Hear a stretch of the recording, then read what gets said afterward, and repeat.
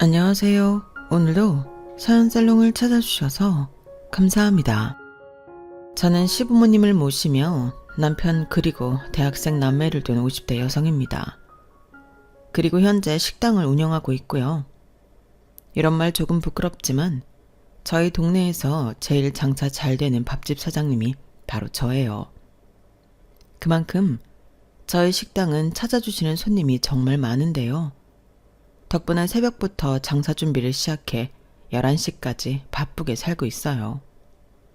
남편과 시부모님이 도와주시니 망정이지 저 혼자였다면 아마 이렇게까지 감당하지 못했을 일들인데 거기에 착하고 바르게 자라준 아이들까지 있으니 저는 복도 참 많은 사람이죠. 어쩌다 보니 글 초반부터 제 자랑을 늘어놓는 것이 있는데 그만큼 저는 참 열심히 살았다 자부합니다.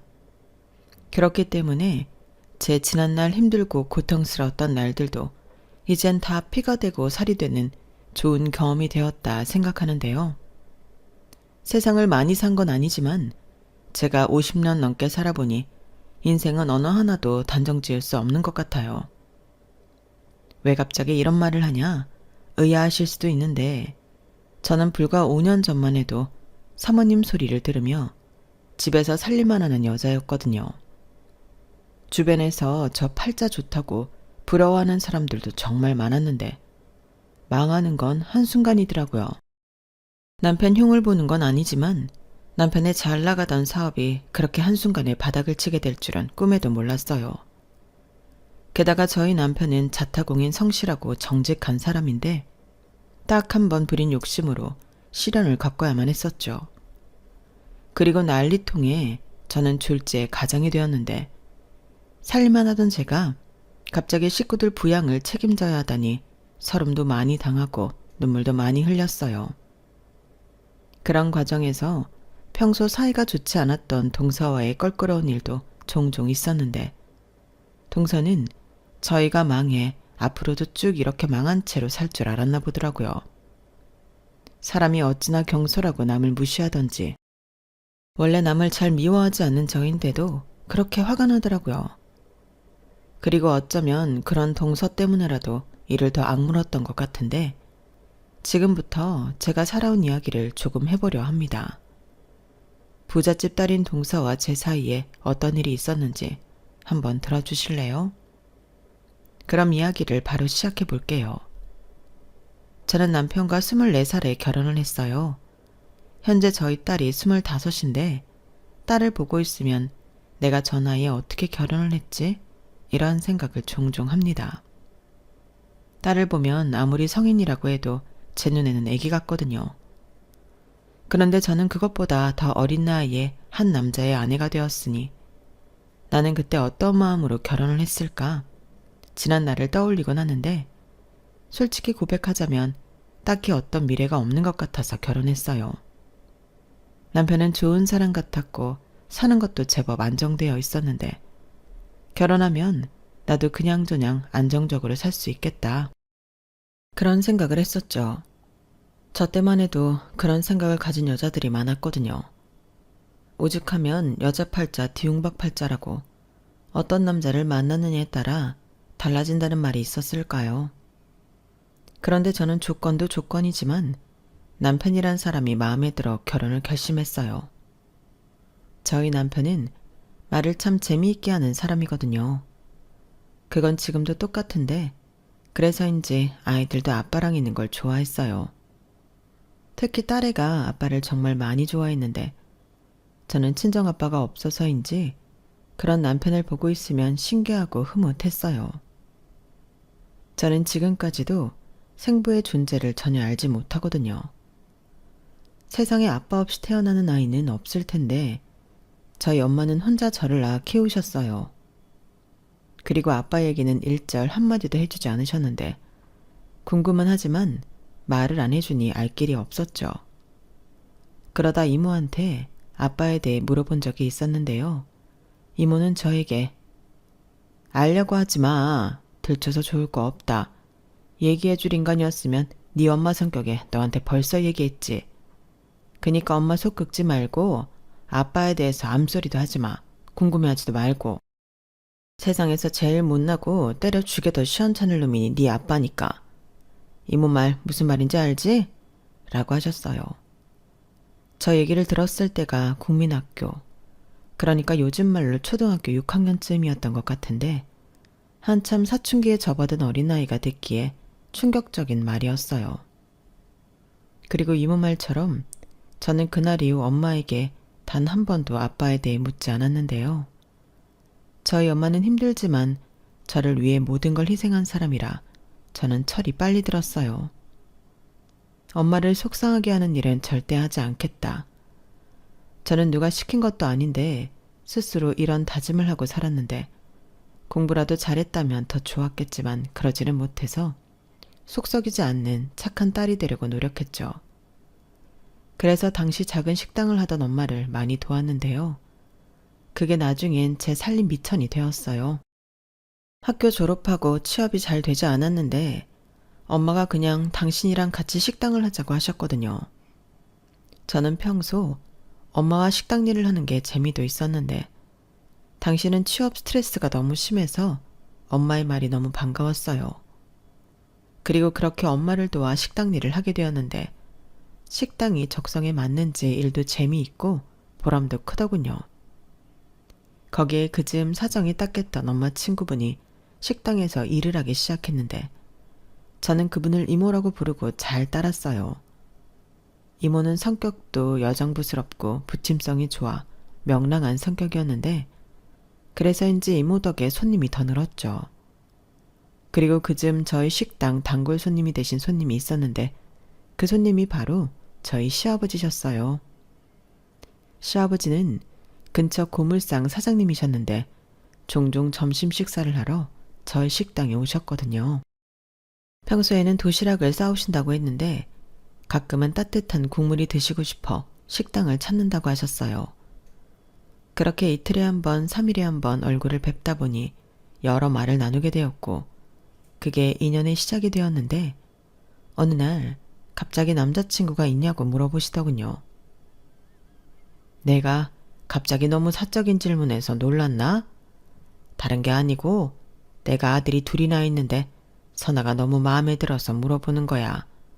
우리 아들을 소개해주고 싶어서. 나이 많은 아저씨가 좀 주책인가? 이렇게 말씀하시면서 굉장히 쑥스러워 하시더라고요. 그리고 그때 이모가 먼저 우리 선아 남자친구 없어요. 사장님 아드님 우리 식당에 데리고 오면 좋겠네. 우리 선아 진짜 괜찮은 앤데 사장님도 마음에 드셨나 보다. 라며 마치 잘 됐다는 듯 다리를 놓으려 했는데 그때 저도 그렇고 저희 엄마도 놀라서 이모만 쳐다봤었죠. 그리고 저는 아무리 그래도 이렇게 분위기에 휩쓸려 누굴 만나고 싶지 않아서 최대한 예의를 갖춰서 남자친구는 없지만 괜찮다고 말씀을 드렸는데요. 그러니까 한마디로 거절했던 거였어요.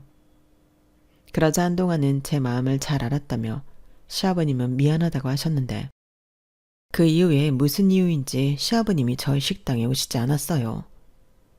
이모는 저를 며느리감으로 찍었는데 제가 거절해서 안 오는 거라고 했는데 정말 서운하셔서 발길을 끊으셨나 신경이 쓰이더라고요. 그러다 1년이 훌쩍 지나 부쩍 야인 모습으로 시아버님이 다시 오셨는데요. 그땐 저도 너무 반가웠어요. 그런데 전의 모습보다 살도 많이 빠지시고 얼굴도 내아이신 게 걱정이 되었고 그래서 무슨 일이 있으신지 물어보게 되었는데요. 일이 힘들다 보니 탈이 났지 뭐. 체력이 딸리는데 무리를 하다가 허리를 삐끗했어. 그리고 병원에서 꼼짝도 못하고 있다 보니 이렇게 팍싹 늙어버렸네. 아, 그러셨구나. 저는 도통 오시지 않아서 걱정했었어요. 아유, 고맙네. 내 걱정을 다 해주고. 아직도 남자친구는 없고? 또 그러신다. 남자친구는 없는데 지금은 별로 연애에 관심도 없어요. 그거 참 아쉽네. 우리 아들 소개시켜주고 싶은데. 그러게나 말이에요, 사장님. 저는 얘만 보면 그렇게 안타까울 수가 없는데 지만 모르는 거 있죠? 이 꽃다운 나이에 얼마나 아까워요. 그러지 마시고 아드님 좀 데려오세요. 이모, 좀. 네가 뭘 아까워서 그러지. 네 나이가 얼마나 아까운 나이인데. 이모는 이렇게 제가 연애도 하지 않고 엄마 식당 일만 하는 게 안타깝다고 노래를 불렀어요. 그리고 이모 말을 듣던 시아버님도 허허허 하고 웃으셨는데 정말로 며칠 뒤 아들을 데리고 식당에 오셨어요. 그 아들이 지금의 제 남편이었죠.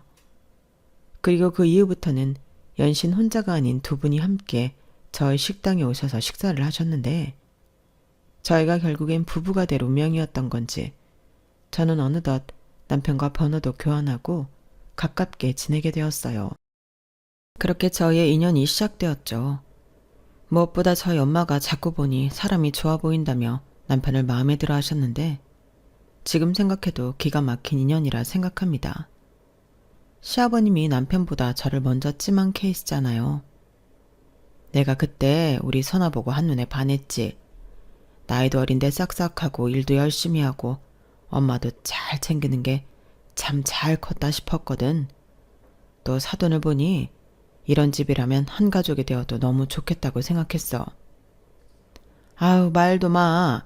네 시아버지가 선아 너 처음 보고 왔을 때 어찌나 네 이야기를 계속하든지 나는 아들은 핑계고 자기가 마음에 들어서 그러는 줄 알고 질투가 났다니까. 이 사람이 주책이야. 내가 아니라고 몇 번을 말을 해도 내 말을 안 믿더라고. 그럼 어떤 마누라가 의심을 하네요. 그래서 내가 혼자 또 몰래 네 엄마 식당을 가봤지.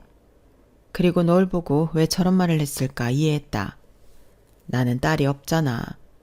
네가 네 엄마 챙기는 거 보고 얼마나 부러웠는지. 나도 너를 며느리 삼고 싶어서 그날 이후엔 도시락도 일부러 안 싸줬어. 니네 식당 가서 밥 드시라고. 좌우가 못 말려. 나도 얼떨결에 쫓아가긴 했지만 세상에 이렇게 대놓고 아이고 참. 그러니까요. 이렇게 다리를 놓고 싶어 안달난 부모가 어디냐고. 나 자기 처음 만나러 갔던 날 사실 창피해 죽는 줄 알았다니까. 나도 기억나. 자기 얼굴 시뻘개져서 얼마 먹지도 못했잖아. 나는 그런 줄도 모르고 음식이 입에 안 맞는 줄 알고 민망하고. 아무튼 아버님 덕에 제가 이렇게 사랑 많이 받고 살아요. 감사합니다. 감사는 내가 해야지. 우리 집에 시집을 와줬으니 얼마나 고마워. 그 어린 나이에. 사돈한테도 감사하고 죄송했지. 귀한 어린 딸 우리가 뺏어왔잖아. 아니에요. 저희 엄마는 제가 일찍 시집가서 좋아하셨는걸요. 저희 엄마 저 때문에 고생 많이 했는데 저 시집가서 편하게 지낼 수 있을 것 같다고 좋아하셨어요. 얘가 뭘 모르네. 그건 사돈이 너 마음 편하게 해주려고 일부러 그렇게 말씀하신 거지. 어린 딸 시집 보내면서 좋아할 엄마가 어딨나? 그래서 내가 너한테 잘해주려고 했던 거야. 이젠 니들도 토끼 같은 자식들이 있으니 알겠지만 부모 마음이 다 그런 거다. 시부모님은 가끔 이렇게 옛날 이야기를 하시면서 지난날을 흐뭇하게 떠올리셨어요. 그리고 저희 부부도 조금은 특이한 인연으로 만나게 된 그날의 기억을 되짚어보며 즐거운 시간을 보내기도 했는데 그때까진 딱 한 사람만 빼고 행복한 나날들이었어요. 저희 남편은 원래는 직장을 다니다가 시아버님이 고물상 사업이 힘에 부치시면서 다니던 직장을 그만두고 가업을 물려받았거든요. 사람들은 고물상이 무슨 가업이냐고 수군거리기도 했는데 저는 그렇게 생각하지 않아요. 시아버님이 무일 풀일 때 시작하신 소중한 사업이고 그 고물들이 저희 남편과 시동생을 입히고 먹이고 가르쳤는데 감사한 일이죠. 그리고 남편은 고물상 일이 체력이 딸리면 위험할 수 있다고 2번 고민도 하지 않고 시아버님 일을 이어받기로 했는데 저희 시아버님이 운영하던 고물상은 동네에서 제일 큰 곳이었어요. 그러니 그 고물상도 상당했는데 시동생인 도련님은 질색팔색을 했죠. 나는 죽었다 깨어나도 그딴 더러운 일은 하지 않을 거야. 내가 아무리 그 고물상 밥 먹고 컸다고 하지만 진짜 싫어. 한 번도 좋았던 적이 없다니까. 나한테는 숨기고 싶은 과거라고. 그러니까 그딴 고물상 접든지 형 주든지 괜히 나한테 도와달라고 하지 마. 나는 근처도 가기 싫으니까. 라며 가업이나 마나 자기는 절대 고물상 일을 하지 않을 거라고 했는데, 그래서 형제간에 싸울 것도 없이 남편이 시아버님 고물상을 물려받았어요. 저도 처음에는 고물상이 돈이 되긴 할까? 어쩌면 도련님 말처럼 고생만 하고 돈은 별로 안 되는 그런 일은 아닐까? 잘 몰라서 오해도 했었는데, 그렇잖아요. 이왕이면 내 남편이 좀 번듯한 일을 했으면 하니까요. 그런데 남편은 그 일이 재밌다고 하더군요. 무엇보다 시아버님과 함께 일을 하니 자기가 몰랐던 고생도 알고 느끼는 게 많다고 했는데, 저는 그런 남편의 마음가짐이 예뻤어요. 그래서 토달지 않고 저 역시 친정 식당과 고물상을 오가며 도울 게 있으면 적극 도왔는데, 결혼하고 3개월이 채 되지도 않았을 무렵 임신을 하게 되었죠. 그렇게 저는 입덧이라는 지옥에 가게 되었는데, 남들은 몇 개월 하면 끝난다는 입덧이 저는 8개월 이상 지속되어 고생을 엄청 했어요. 다른 산모들은 살이 너무 쪄서 고생을 한다고 하는데, 저는 거꾸로 살이 너무 빠져서 고생을 해야만 했거든요. 게다가 임신 20주가 조금 넘었을 때부터 조산기도 있었는데요. 그렇게 힘들게 아이를 품고 있다 보니 저는 일상생활이 불가능했어요. 그러니 친정 엄마도 못 도와드리고 남편 고물상도 못 가게 되었는데, 남편은 도와줄 것 없다며 아이와 저만 생각하라고 했어요. 지금도 남편에게 가장 고마운 점이 있다면 이렇듯 남편은 늘 가족이 먼저인 사람이라는 건데요. 그게 참 든든하고 의지가 되었어요. 그리고 남편은 고물상을 그저 고물만 취급하는 게 아닌 재사용할 수 있는 것들을 재가공하는 사업을 시작하게 되었는데, 그게 취지도 너무 좋았지만 사업이 제법 잘 되었어요. 그리고 그 즈음부터는 시부모님도 손을 놓고 나름 편안한 노후 생활을 하기 시작했는데, 남편이 알아서 사업을 잘 꾸려가니 이젠 마음을 놓을 수 있다고 하셨죠. 거기에 저희 엄마도 이젠 장사하는 게 힘에 부친다며 식당을 정리하기로 결정을 했는데, 처음에는 저에게 생각이 있으면 해보라고 권하셨지만 저는 아이에게 더 집중하고 싶었어요. 뱃속에서도 미숙하던 아이는 태어나서도 몸이 많이 약했거든요. 그래서 이제 식당은 이모가 맡기로 했는데요. 저희 엄마도 정이 많이 든 식당이니 폐업하는 것보다는 믿을 수 있는 사람에게 넘기는 게 낫다고 판단하셨어요. 게다가 이모는 장사 수완도 좋으니 더 믿음이 갔는데, 그래서 관리비도 받지 않고 싼 가격에 식당을 넘겼어요. 그때 이모가 저희 엄마에게 정말 많이 고마워하셨는데, 이모도 사정이 딱한 사람이었거든요. 시집 한번 잘못 가서 식모살이 하듯 살다 시부모님 구박과 남편의 외도로 몸만 쫓겨났던 이모였는데, 이모네 친정은 곧 잘 사는 편이라고 했지만 시집간 딸은 출가 외인이라며 이혼했어도 자기 식구가 아니라며 이모를 문전박대했다고 들었어요. 그러니 시중에 돈 한 푼 없이 떠돌다 저희 엄마 식당에 오게 되었는데, 그야말로 막무가내로 직원으로 써달라고 애원했어요. 그때 저도 같이 있었기 때문에 그때의 기억이 또렷한데, 저희 엄마가 또 정에 약한 편이라 당시 직원은 필요가 없음에도 저희 엄마는 이모를 고용했어요. 그뿐만이 아니었죠. 식당 근처 단칸방도 얻어 생활할 수 있게 해줬는데, 그래서 이모는 저희 엄마를 정말 친언니 이상으로 따르고 저를 친조카처럼 챙기셨어요.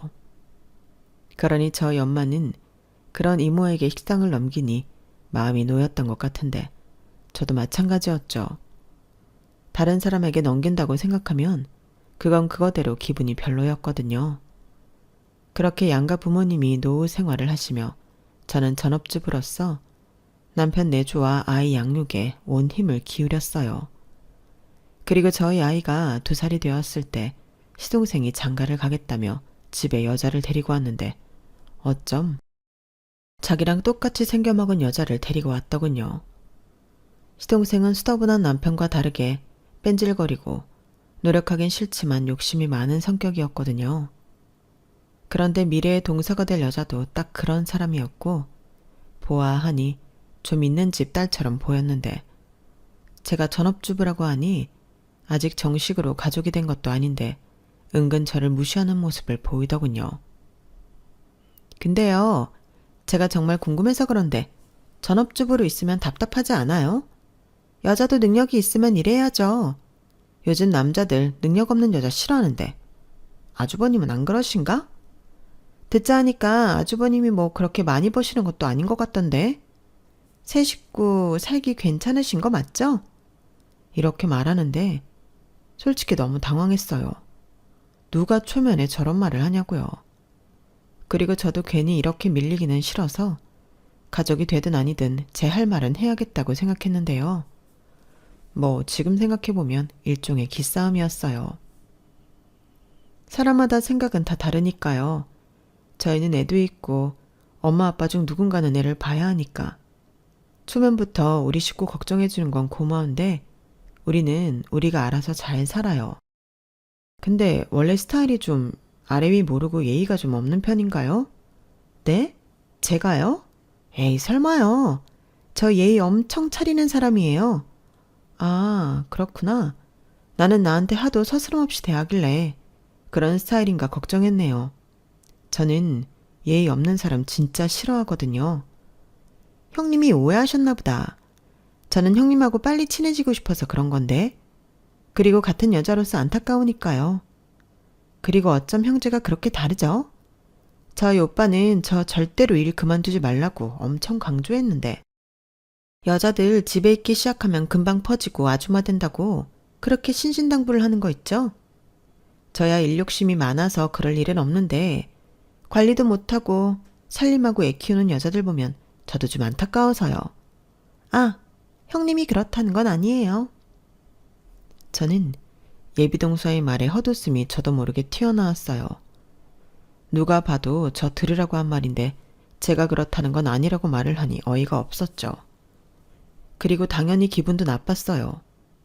그래서 그 이후엔 저도 상대하지 않으려 했는데 그때 생각했죠. 이래서 동서지간에 친하게 지내는 사람들이 없는가 보구나 하고요. 그런데 지가 먼저 시비를 걸어놓고 제가 상대하지 않자 이 얄미운 여우가 시동생에게 제가 너무 어렵고 무섭다는 헛소리를 했는 모양이었는데요. 가뜩이나 사이도 별로인 시동생이 저한테 그러더군요. 형수, 우리 희수한테 좀 잘해줘요. 얘가 얼마나 여린데. 우리 희수가 형수랑 잘 지내려고 노력하잖아요. 벌써부터 군기 잡는 것도 아니고 왜 그래요? 저는 졸지에 여린 동서를 잡는 못된 사람이 되었어요. 그리고 그 모습을 뒤늦게 보게 된 저희 남편이 무섭게 시동생에게 뭐하는 짓이냐고 한 소리 했는데 저희 남편이 성질을 내자 시동생은 잘못은 형수가 있는데 왜 자기한테 그러냐고 예비동서를 데리고 집을 나가더군요. 그 모습에 시부모님도 고개를 절레절레 흔들었는데 저는 벌써부터 걱정이 되었어요. 저렇게 여우짓에 중간에서 이간질이나 시키는 사람이 동서가 된다면 가뜩이나 좋지도 않은 형제관계가 더 나빠질 것 같았거든요. 그래서 내심 속으로 결혼까지는 가지 말고 깨졌으면 좋겠다고 생각했는데 그런 제 바람은 이루어지지 않았어요. 두 사람이 결혼을 했거든요. 그것도 뭐가 급한지 번갯불에 콩 구워 먹듯 해치웠는데 그 이후 정식으로 가족이 된 동서는 여전히 그 버릇을 고치지 못했어요.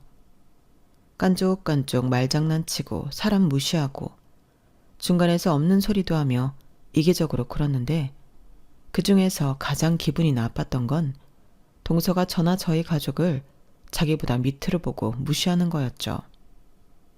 당시 도련님이 무슨 IT 사업을 하고 있었는데 솔직히 잘은 모르거든요. 그리고 동서도 무슨 회사를 다닌다고 했는데 돈을 잘 벌기는 하는 건지 동서는 늘 명품으로 자기의 부를 과시하려 했어요. 솔직히 그 명품이 가끔은 신기하고 부러울 때도 있긴 했지만 그렇다고 그런 명품을 갖고 싶다는 생각을 해본 적은 없었어요. 제가 전업주부인데 몇백만 원짜리 가방을 들고 어딜 가겠어요. 게다가 어린 아이 데리고 다니는 엄마라면 다 아실 테지만 아무리 좋은 명품이라도 무용지물이죠. 그런데 남편은 그게 또 아니었나 봐요. 재수 씨는 늘 꾸미고 잘은 몰라도 비싼 가방을 들고 다니는데 저는 편한 옷에 맨날 천으로 된 기저귀 가방을 들고 다니니 자기가 너무 저한테 못해주는 남편이 된 것 같아 기분이 좋지 않다며 저한테 하루는 아이도 시부모님에게 맡기고 백화점으로 가방을 사러 나가자고 했어요. 저는 물론 필요 없다고 그럴 돈 있으면 시부모님 나들이 가실 때 입으실 겉옷이라도 좋은 걸로 사드리자고 했는데요. 아니, 자기 거 사라고. 오늘은 무조건 자기 것만 사. 가방이고 옷이고 사고 싶은 거 다 사. 왜 갑자기 그래? 내가 필요하면 산다고 하지. 근데 나는 정말 그런 게 하나도 필요가 없어. 자기는 화도 안 나? 서운하지도 않냐고. 난 재수씨가 자꾸 자기 무시하는 게 너무 기분 나쁘단 말이야. 요즘 내가 하는 사업 잘 되는 거 알잖아. 반응도 좋고. 그래, 알아. 당연히 감사하게 생각하지. 근데 그렇다고 쓸데도 없이 비싼 걸 사서 두르라고? 됐네요. 우리 앞으로 돈 나갈 때 많아. 요즘 애 하나 키우는데 돈이 어마무시하게 나간다고 하더라. 막말로 내가 동서처럼 나가서 버는 것도 아닌데 자기 사업 잘 될 때라도 돈을 모아놔야지. 우리 둘째는 안 가져? 자기는 정말 이대로 괜찮아? 그리고 그렇게 힘들게 애기 낳고 키우는데 둘째를 갖고 싶어? 그럼 갖고 싶지. 애기가 얼마나 예뻐? 나는 우리 혜정이 보고만 있어도 너무 행복해. 그리고 자기 닮은 아들도 낳고 싶은걸? 정말 내가 자기 때문에 못 산다. 그래도 가방은 하나 사자. 내가 그러고 싶어서 그래. 가방 하나 못 사주는 못난 남편인 것 같아서 자꾸 내 자신한테 성질이 나. 내가 자기 고생시키려고 결혼한 것 같잖아. 못 산다 정말. 자기가 무슨 나를 고생시켜. 알겠어. 그럼 딱 하나만 제일 저렴한 걸로. 알겠지? 저는 그날 생일도 그 어떤 기념일도 아닌데 남편에게서 명품 선물을 받았어요. 저는 최대한 제일 싼 걸 고르려고 했는데 남편은 하나 사는 거면 정말 비싸고 좋은 걸 사야 한다며 샤넬 매장에 들어가 500만 원 넘는 가방을 고르더군요. 저는 질색팔색을 했지만 남편은 자기가 멋대로 계산을 해버렸고 저더러 어디에 가든 막들라며 신신당부를 했는데 어떻게 그러나요? 저는 가방을 고이고이 모셔두고 무슨 오브제처럼 눈으로만 즐겼어요. 가방이 좋다기보다 저 가방을 사주겠다고 용을 쓰던 남편의 마음이 두고두고 좋았거든요. 그런데 저희 집에 왔던 동서가 그 가방을 보게 되었고 저더러 그렇게 안 봤는데 허영심도 있었냐며 비꼬았는데 저걸 정말 어떡하지? 저절로 주먹이 불끈 쥐어졌어요. 그거 내가 싫다고 했는데도 우리 남편이 사준 거야. 헤이, 남자들이 저런 걸 어떻게 알아요? 뭐 우리 남편처럼 저랑 같이 백화점 다니는 남자면 모를까. 아주버님은 아니잖아요. 형님이 사달라고 했죠? 저한테 그냥 안 쓰는 거 있으면 달라고 하시지. 동서, 내가 거지야? 나 정말 그런 거 필요 없어. 그리고 계속 우리 무시하는데 요즘 우리 그이 사업 잘 되거든? 들었어요. 어머님 아버님이 얼마나 형님네 자랑을 하든지 귀에 딱지가 생길 것 같다니까요. 그래도 뭐 그런 사업이 잘 돼 봤자죠. 아버님 고물상 물려받아서 한 거라면서요. 어떻게 젊은 사람이 고물상 사업을 물려받을 생각을 했지? 아주버님도 이렇다 할 기회가 없으셔서 막막했었나 보다. 그쵸? 누가 그래? 도련님이 그래? 정말 말을 말아야지. 볼일 끝났으면 동서는 허름한 우리 집에 있지 말고 호화로운 동서 집으로 가. 어머 형님, 기분 상하셨나 보다. 저희 집이 뭐가 또 호화롭다고. 그냥 유명 브랜드 아파트일 뿐이죠. 형님네도 허름한 건 아니에요. 그냥 구옥일 뿐이지. 그럼 저는 이만 갈 테니까 쉬세요. 제 말 오해하지 마시고요. 아참, 저희 그이가 그러는데 아주버님에게 물 들어올 때 노 열심히 저으라고 전해달라고 했어요. 이런 기회가 또 언제 오겠냐고요. 저는 동서의 말에 기가 차서 어이가 없었어요. 그래서 나중엔 내쫓다시피 동서를 내보냈는데 더 이를 악물게 되더라고요. 저는 남편에게도 도련님이 우릴 무시하는 것 같으니 보란듯이 더 잘 살고 싶다고 했어요. 일종의 투정이었죠. 그러자 남편이 염려하지 말라며 앞으로 더 승승장구할 거라고 저한테 말해줬는데 남편의 말은 현실이 되었죠. 남편이 정말 고생을 많이 했거든요. 그리고 저는 바라던 둘째를 갖게 되었는데 둘째는 첫째와 다르게 입덧도 없고 뱃속에서 건강해 출산까지 무난했어요. 모든 것이 다 순조로웠고 저희는 둘째 출산과 더불어 이사까지 가게 되었는데 너무 행복했어요. 거기에 시부모님도 저희 친정엄마도 많이 뿌듯해 하시니 더 기분이 좋았는데요.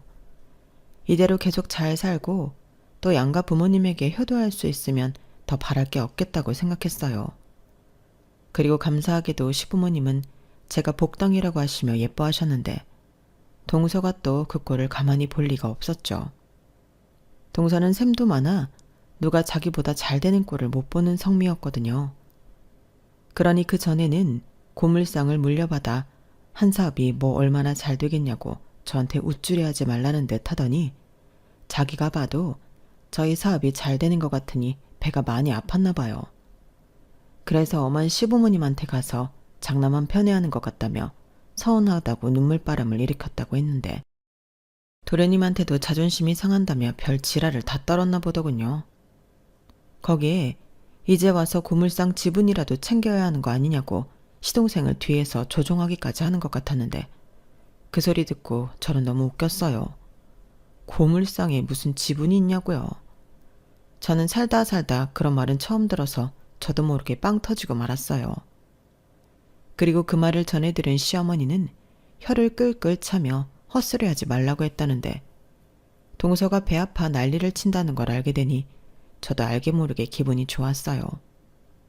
그렇게 3년 정도는 정말 이렇게 행복해도 되나 싶을 정도로 남편의 사업이 잘 됐고 저도 사모님 소리까지 들으며 남부럽지 않게 지냈는데 애들한테도 해주고 싶은 거 다 해주고 시부모님과 친정엄마에게도 마음껏 효도를 할 수 있어서 행복했어요. 사람이 있을 때는 여유도 있고 마음도 넓어져서 잘 베풀게 되잖아요. 그런데 또 하나의 함정이 있었으니 그건 바로 주변에 사기꾼이 꼬인다는 거였어요. 남편의 사업이 잘 되니 남편도 그렇고 주부인 저한테까지 사기꾼들이 꼬이더라고요. 저야 아는 게 없으니 그냥저냥 사람이 꼬여도 관심을 크게 갖지 않았는데 남편은 달랐어요. 욕심이 난다며 사업을 확장하기로 마음을 먹었던 거죠. 저는 원래 남편을 전적으로 믿었기 때문에 남편이 그런 말을 했을 때 어련히 잘 생각해서 판단했겠지 하고 믿었어요. 그리고 그때부터는 돈도 시간도 거의 배로 들이며 남편이 바빠졌는데 그게 다 사기였던 거였죠. 재생사업을 더 확장해 새로운 브랜드를 만드는 게 저희 남편 꿈이었거든요. 고물이라고 쓰레기라고 천시받았던 것들이 새로 재가공되고 또 다른 제품으로 탄생해서 다시 사람들이 찾아 쓰게 만드는 것. 그게 남편이 바라는 이상적인 꿈이었는데 그 망할 사기꾼이 남편의 그런 순수한 꿈을 이용했던 것 같아요. 그러니 그 충격이 심했던 남편은 모든 것을 다 잃고 꿈까지 잃어버리게 되었는데 공장부터 회사, 거기에 집까지 넘어가게 되어 저희 가족은 시댁으로 들어가야 했어요. 그러고도 무슨 빚이 그리 많았는지 가지고 있던 적금을 털어도 빚이 남더군요. 그러자 남편은 죄책감에 대인기피증에 실어증까지 걸리고 말았고 더 이상의 경제활동은 불가능했는데요. 이젠 제가 나서야 할 차례였어요. 뭐? 네가 일을 한다고? 아우 하서라. 우리가 다시 고물을 줍던 뭔 수를 내야지. 네 시아버지도 아직은 움직일 수 있다. 어머니, 그러시면 제가 욕먹어요. 오갈 곳 없는 저희 이렇게 집에 들어와 살 수 있게 해주셨으면 그것만으로도 감사하죠. 그것뿐이에요? 저희 애들도 봐주시잖아요. 저 일할 수 있어요. 제가 아버님보다 더 쌩쌩하잖아요. 그야 그렇지만 살림만 하던 네가 나가서 무슨 수모를 당할까. 내가 그것만 생각하면 가슴이 벌렁벌렁거려서 그래. 자식 무시당하는 꼴 보고 있을 부모가 어딨냐? 아, 그러게 그냥 하던 대로 하지. 왜 막판에 욕심을 내서 이 지경을 만들어. 또 그러신다. 어머니, 그 소리 애비 앞에서 절대 하지 마세요. 애들 아빠도 잘하고 싶어서 그런 거예요. 우리라도 그 속을 알아줘야죠. 지금 제일 힘든 사람은 애비잖아요. 저 어머니 아들 덕에 그동안 편하고 행복하게 쉬었으니까 이제부터는 제가 해요. 아, 고맙다 정말. 네 시아버지가 괜히 너를 욕심냈던 게 아니었어. 어디서 이런 복덩이가 우리 집에 굴러왔노? 그래도 너무 무리는 하지 마라. 알겠지? 네, 걱정하지 마세요. 제가 또 안 해서 그렇지 하면 잘해요. 저는 최대한 시부모님이 걱정하지 않으시도록 큰 소리를 쳤어요. 사실은 속으로 엄청 막막하고 무서웠는데 차마 겉으로 표현할 수가 없겠더라고요. 그리고 막상 이력서를 들고 취직을 하려 여기저기 구직 활동을 해봤는데 경력 단절된 아줌마를 쓰겠다는 곳은 정말 한 군데도 없더군요. 그래서 결국은 당장 급한 대로 가지고 있는 물건들을 팔아 애들 학원비를 냈어요. 주변에서 힘들어 죽겠는데 무슨 애들 학원비를 주냐고 하는 사람도 있었는데 아무리 힘들어도 새끼들은 가르치고 싶은 게 부모 마음이죠. 그때 당시 애들이 다들 고등학생, 중학생이었는데 학업을 놓게 할 수는 없었어요. 그래서 제일 먼저 팔게 된 것이 남편이 사준 그 샤넬백이었는데 아낀다고 거의 들지 않았더니 중고 가격은 잘 받았는데요. 이걸 좋아해야 하나 씁쓸했던 기억이 나네요. 그래서인지 그때는 기분이 별로 좋지 않아 시어머니한테 아쉬운 마음을 한탄하기도 했었는데요. 시어머니도 속상한 마음에 그 얘기를 동서한테 한 모양이었어요. 그리고 동서는 그걸 기회라고 생각했는지 가뜩이나 스트레스 받는 거 티도 못 내고 있는데 제 속을 긁기 시작했는데요. 참 못됐죠. 그때 들었던 말이 지금도 생생한데 동서는 저에게 온갖 가식을 떨면서 이렇게 말했어요. 어머 형님 얘기 들었어요. 요즘 많이 힘드시다면서요? 아주버님이 사준 가방도 팔고 일자리도 구하러 다닌다고. 그래서 연락 온 데는 있고요? 아니 마음은 급한데 연락 주는 곳은 없네. 역시 그것 보세요. 그러게 전업으로 있을 게 아니라 일을 했어야 한다니까요. 사모님 놀이할 때는 이런 날 올 줄 몰랐죠? 동서, 지금 불난 집에 기름 붓니? 아니요. 저는 한 가족으로서 너무 안타까워서 그러죠. 그래서 하는 말인데 제가 일자리 하나 소개해 드릴까요? 어려운 일은 아니고 저희 친정에 일해주시는 아주머니가 계신데 그만두신다고 하더라고요. 그 자리 형님 하실래요? 형님만 좋다고 하시면 제가 저희 엄마한테 얘기할게요. 뭐? 나더러 지금 동서 친정 파출부를 하라고? 왜요? 파출부는 또 싫으세요? 에이, 직업에 무슨 귀천이 있다고. 저희 엄마 까다롭지도 않고 좋으신 분이에요. 지금 계셨던 아주머니도 한 5년 있었나? 엄청 오래 하셨죠. 그리고 제가 저희 형님이라고 하면 누가 알아요? 저희 엄마가 일당도 더 쳐주실지. 어려운 거 진짜 없어요. 평소에 형님이 하던 대로만 하시면 돼요. 청소하고 빨래하고 반찬 만들고 딱 그 정도? 어때요? 어렵지 않죠? 저야 일하느라 살림은 못하지만 형님은 살림만 하셨잖아요. 저는 동서의 기고만장한 말에 자존심이 와르르 무너졌어요. 분명히 저를 조롱하는 소리인데 화도 못 내겠더라고요.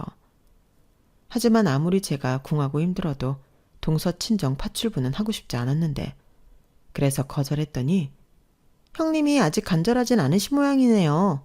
지금 찬밥 더운 밥을 가려요? 무슨 자존심이 밥 먹여주나? 가방 팔 때 그 잘난 자존심도 팔았어야죠. 형님, 이제 사모님 아니에요. 현실을 아셔야죠. 제 말 고깝게 듣지 마시고 생각 밖에만 말씀하세요. 이딴 말을 하는데 저는 저도 모르게 소리를 버럭 질러버렸어요.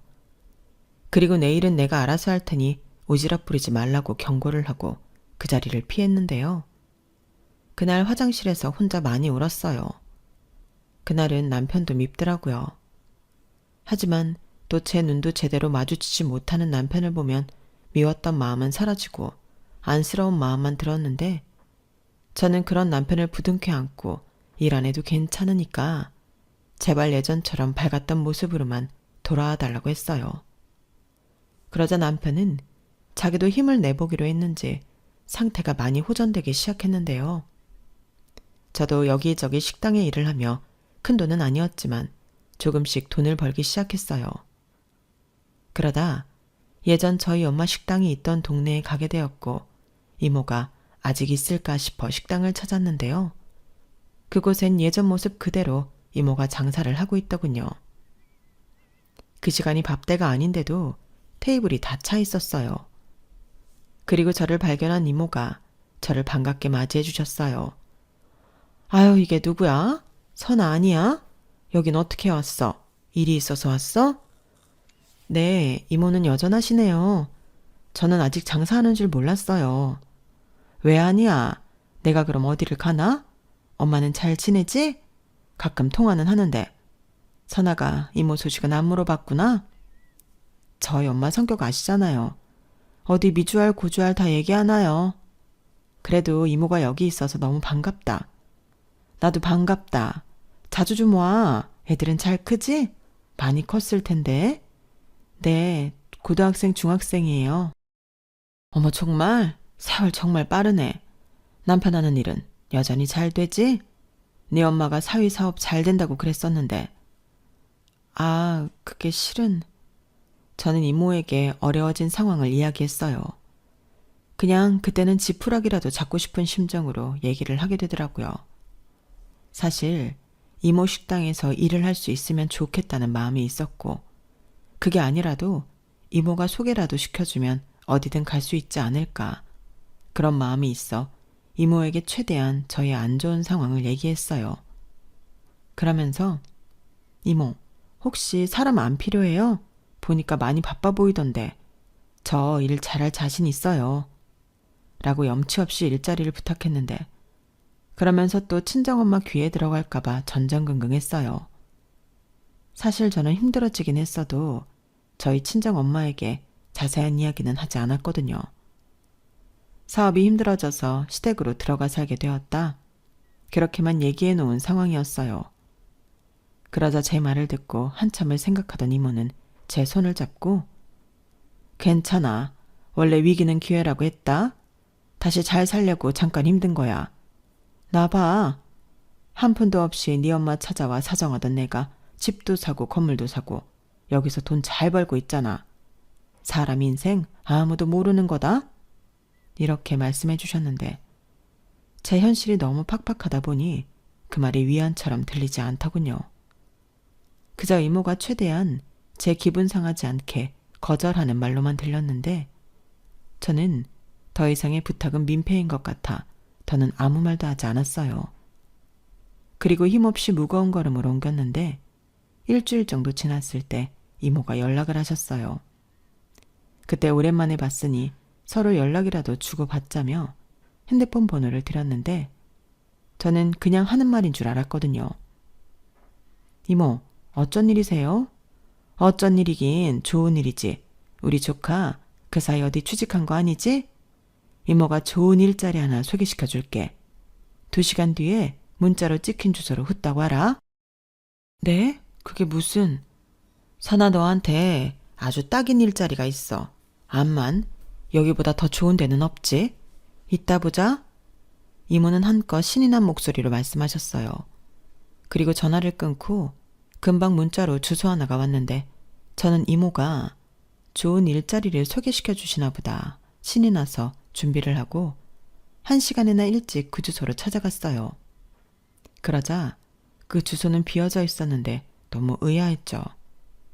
저는 제가 주소를 잘못 봤나 싶어 한참을 또 핸드폰을 쳐다봤는데 그러자 이모가 모르는 사람들과 함께 모습을 드러냈어요.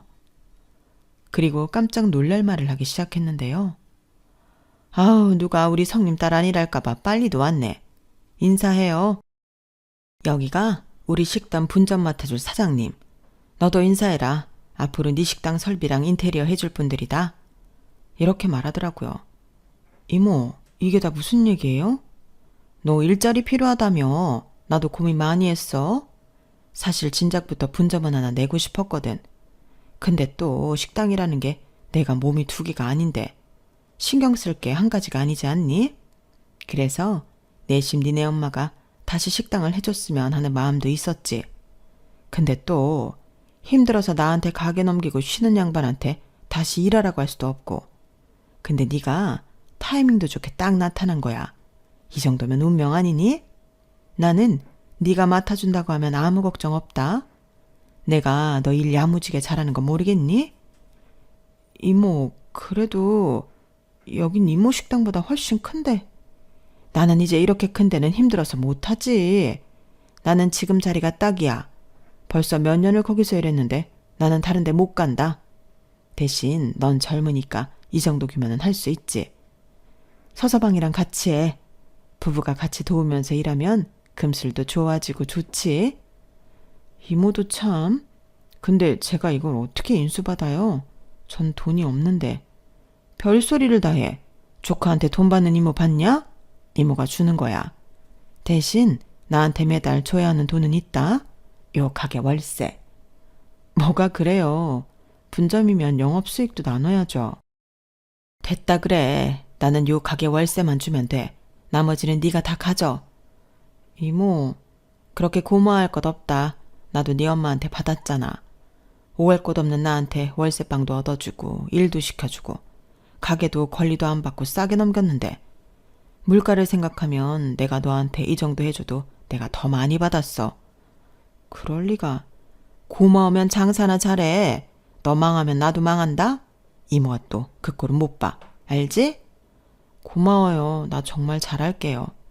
그래, 넌 잘할 거야. 엄마한테는 내가 부탁했다고 하자. 분점 내는데 너만한 인재가 없어서 내가 부탁하는 걸로. 알겠지? 너 네 엄마한테 바지 사장이라고 얘기할 거니까 실수하지 말고. 이모는 마치 벼랑 끝에 선 저를 구하러 온 슈퍼 히어로였어요. 그리고 식당 인테리어가 한참일 동안 저는 이모 가게에서 레시피 교육과 이것저것 식당 운영에 필요한 것들을 배우기 시작했는데 아무리 엄마랑 같이 식당을 했었다 하더라도 그 사이 정말 많이 바뀌었더라고요. 그래서 배우는 게 더 재밌었는데 그렇게 6개월 정도 식당을 준비하고 오픈을 하니 거짓말처럼 첫날부터 사람들이 몰리기 시작했어요. 이모 식당이 인기가 많다 보니 저절로 홍보가 되었더라고요. 아마도 이모가 분점이 더 크고 좋다고 연신 광고를 한 모양이었는데 너무 큰 은혜를 입었죠. 그 후 식당은 너무 바쁘고 일손은 딸려 죄송하지만 시부모님이 저를 도와주신다고 나서셨는데 남편도 나와서 일을 하기 시작했어요. 그러자 거짓말처럼 남편의 병이 낫기 시작했는데 여보 하고 다시 남편의 목소리를 듣던 날 얼마나 울었는지 모릅니다. 애들도 울고 시부모님도 우셨어요. 그리고 우리 가족은 똘똘 뭉쳐 식당에 매달려 일을 했는데 쉴 시간도 없이 바쁜 나날들이었죠. 주방과 홀에 직원을 더 뽑았는데도 정신이 없었어요. 그야말로 행복한 비명을 질렀는데 이게 만약 꿈이라면 영원히 깨고 싶지 않았어요. 솔직히 그동안은 너무 힘들었거든요. 특히 큰애가 공부를 잘하는데 저러다 돈이 없어서 대학도 못 보내는 거 아닌가 잠도 오지 않을 정도로 심란했는데 이젠 그럴 걱정이 없다는 게 제일 좋았어요. 그렇게 열심히 위생도 지키고 맛도 지키고 노력하며 장사를 하다 보니 어느덧 저는 동네에서 가장 장사가 잘 되는 식당 사장님이 되어 있었는데 월세만 달라고 하던 이모한테 아무것도 안 드리는 건 말도 안 되는 소리 같더라고요. 그래서 열심히 벌어 이모한테 멋진 차를 한 대 사드렸는데 이모가 제가 선물한 고급 세단을 보고는 너무 좋다며 환호를 하셨어요. 제가 차에 왕 리본까지 달아서 선물했는데 이모는 평생 자식이 없어서 이런 건 못 받을 줄 알았다며 그날 눈물까지 보이시더라고요. 그런데 받은 걸로 치면 제가 훨씬 많은 걸 받았는데 저는 좋아하는 이모를 보며 제가 더 감사한 마음이 컸어요. 그리고 또 하나의 사실을 깨달았죠. 핏줄도 아닌 저에게 이토록 많은 것을 베풀어주고 작은 일에도 이렇게나 좋아해주다니 이모는 저에겐 핏줄 이상을 나눈 존재라는 것을 알게 되었어요. 그래서 앞으로 더 잘 사는 모습을 보여주고 친정엄마 못지않게 잘해드려야겠다는 생각을 하게 되었는데요. 뒤늦게 모든 사실을 알게 된 저희 엄마는 이모를 찾아가서 너무 고맙다고 펑펑 우셨다고 하더라고요.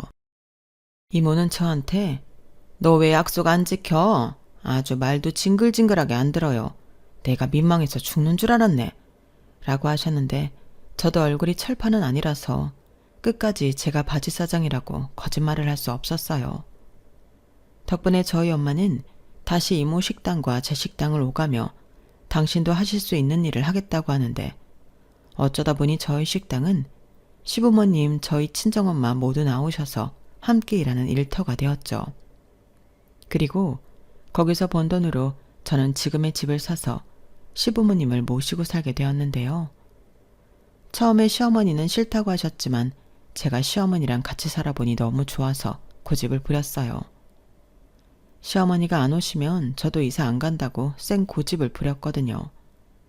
그리하여 먼저 살던 시댁은 팔아서 시부모님의 노후 자금으로 적금을 넣어놨고 현재는 저희 집에서 함께 살며 제가 월급도 드리고 있는데 농담으로 시부모님은 저를 밖에서 사장님이라고 부르시곤 합니다. 아이 무슨 사장이에요 민망하게. 우리한테 월급 주는데 사장님이지? 사장님 커피 한잔하고 이래요. 내가 아주 맛나게 타줄 테니까. 못 말려 정말. 그럼 맛있게 한 잔 타주시던가요? 이렇게 조금 한가할 때는 장난도 치는데 남편도 이젠 완연히 예전의 모습으로 돌아왔어요. 힘들고 굳은 일은 제가 부탁하지 않아도 척척 먼저 해놓는데 이게 부부구나 하는 생각이 절로 들더라고요. 저 힘들까봐 알아서 다 해주는 남편이 있으니 제가 얼마나 복받은 아내인가요? 그리고 제가 이렇게 잘 살게 되는 동안 또 기막힌 일이 벌어졌는데 매사 기고만장했던 동서가 사실은 회사에서 잘렸다는 사실을 알게 되었어요. 한동안 시동생도 동서도 연락이 잘 되지 않았고 집에 오라고 문자를 해도 오질 않아 보지 못했는데 그런 사정이 있었더군요. 그것도 동서 본인이 아닌 시동생이 시어머니에게 얘기해서 안 사실이었는데 말은 권고사직이라고 했지만 사실상 해고였어요.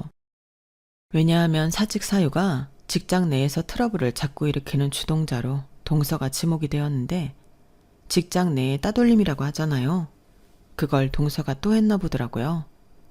그리고 따돌림을 당한 그 직원이 노동부에 신고를 하면서 회사에서도 난리가 났고 동서는 어디 창고 같은 곳에 인사이동을 하면서 권고사직도 받았다고 했는데 동서는 꼴에 또 자존심은 있다고 자기 발로 회사를 나온 모양이었어요.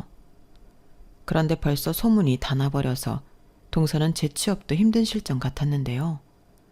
그 말을 듣는데 정말 쌤통이 아닐 수 없었죠. 그러게 내가 베푼 대로 돌려받는다는 걸 동서는 왜 몰랐을까요? 거기에 집에서 노는 자기 마누라 꼴보기 싫었던 시동생은 저한테는 못하고 자기 엄마 통해서 저희 식당에 자기 마누라 취직을 부탁했다는데 당연히 싫었죠. 하지만 시어머니가 하도 부탁을 하시길래 한번 와보기나 하라고 했어요. 만에 하나 정말 희박하게나마 인간이 정신을 차리고 달라진 낌새가 있다면 어차피 일손은 계속 부족하니 최저시급으로 써줄 생각이 있었는데 어디 사람이 변하나요?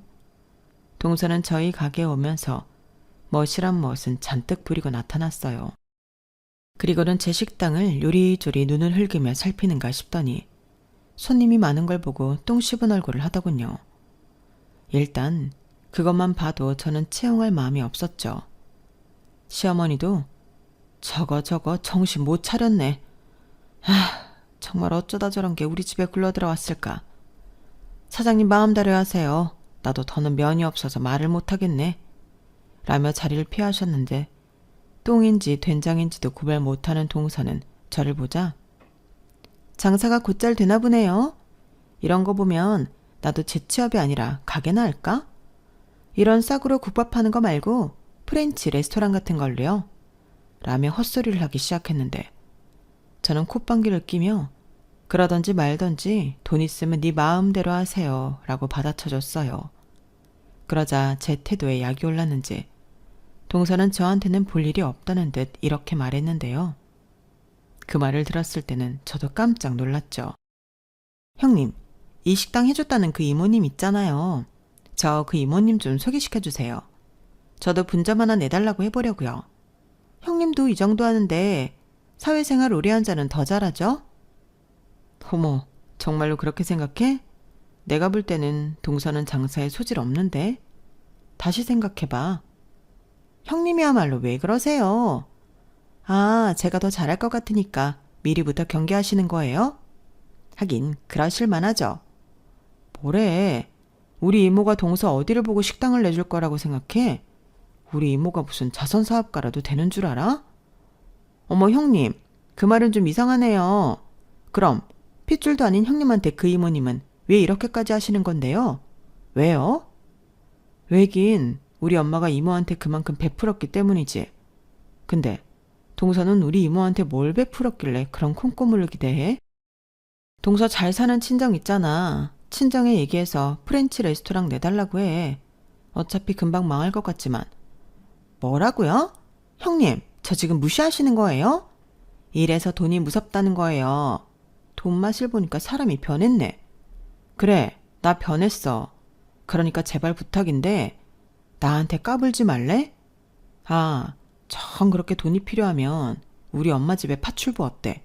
우리 엄마가 혼자 지내시는데 요즘 좀 힘드신 것 같아서. 어때? 기가 막혀. 지금 저더러 형님 친정이 파출부를 하란 소리예요? 저 회사 다니던 커리어 우먼이었어요. 아, 그렇지. 그럼 못하겠네. 살림이나 제대로 해본 적이 없는데 뭘 할 수 있겠어. 우리 엄마는 좀 까다롭거든. 그래서 일 못하는 사람 진짜 싫어하는데. 아무래도 동서는 안 되겠다. 꼴에 자존심에 우리 가게 설거지하는 것도 싫겠지? 그래도 생각 있으면 얘기해. 가족인데 어려울 땐 돕고 살아야지. 저는 동서한테 당한 그대로 똑같이 해줬어요. 그러자 동서는 얼굴이 울그락불그락 두 볼이 흔들릴 정도로 분노했는데 살찐 불독을 보는 것 같더군요. 동서가 좀 얼굴이 통통한 편이거든요. 그리고 본의 아니게 복수를 하게 된 저는 그날 하루 종일 기분이 좋아서 웃고 다녔는데 시부모님도 동서한테 식당 근처에는 얼씬도 하지 말라고 하고 쫓아내셨어요. 그 덕에 동서 얼굴 볼 일이 많이 없어졌는데 결국 매일같이 부부싸움을 하던 동서와 시동생은 갈라서기로 했다 하더군요. 둘이 사이에 아이도 없고 능력 없는 여자 데리고 살기 싫다고 시동생이 먼저 이혼하자고 했다더군요. 그리고 더 어리고 능력 있는 여자를 만나겠다고 지금까지도 설치는 모양인데 시동생도 좀 작작했으면 하는 바람이 있어요. 어차피 또 여자를 만나도 비슷한 여자를 데리고 올 텐데 그럼 너무 피곤하거든요. 그리고 다시금 저희 가족의 행복을 찾게 해준 이 일을 저는 앞으로도 꾸준히 하고 싶은데요. 무엇보다 매일 가족들과 함께 즐거운 마음으로 일할 수 있다는 게 너무 감사하고 행복해요. 처음엔 시부모님과 저희 엄마에게 힘드시니까 나오지 말라고 했거든요. 그런데 막상 세 분이 나오셔서 움직이는 걸 보면 정말 즐거운 마음으로 일을 하신다는 걸 알 수 있고 또 적당한 운동과 활기는 건강에도 좋다고 하니까 무리가 되지 않는 선에서 앞으로도 계속 이렇게 즐겁게 함께 해주셨으면 좋겠어요. 그리고 끝으로 한번 큰 실패를 겪고 멋지게 일어난 제 남편에게도 고맙다는 말을 전하고 싶은데요. 지금의 남편이 없었다면 아마 저는 이만큼 행복한 여자로 살지 못했을 거라고 생각해요. 남편은 자기가 사기당했을 때 자기를 버리지 않고 가정을 지켜줘서 저한테 고맙다고 했던 적이 있었는데 이런 멋진 남편을 버리다니 있을 수 없는 일이죠. 그리고 앞으로 우리는 더 잘 살 것이 틀림없다고 얘기해 줬는데요. 남편은 웃으면서 무슨 근거로 이야기하냐고 했지만 저는 알 수 있어요.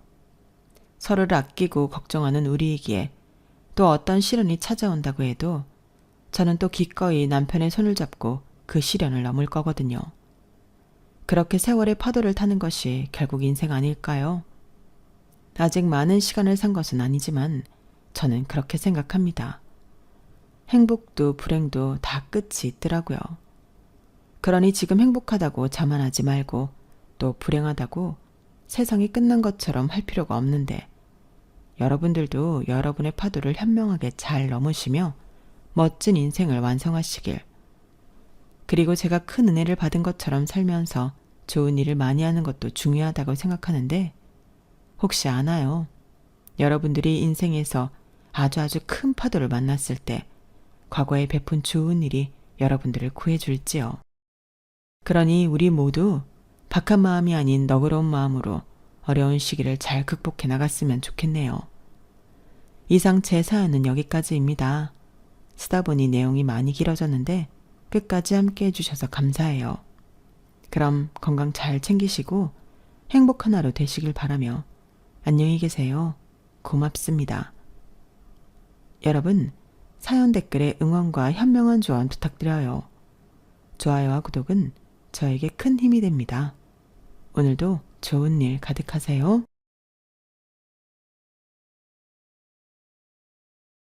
안녕하세요. 오늘도 사연 살롱을 찾아주셔서 감사합니다.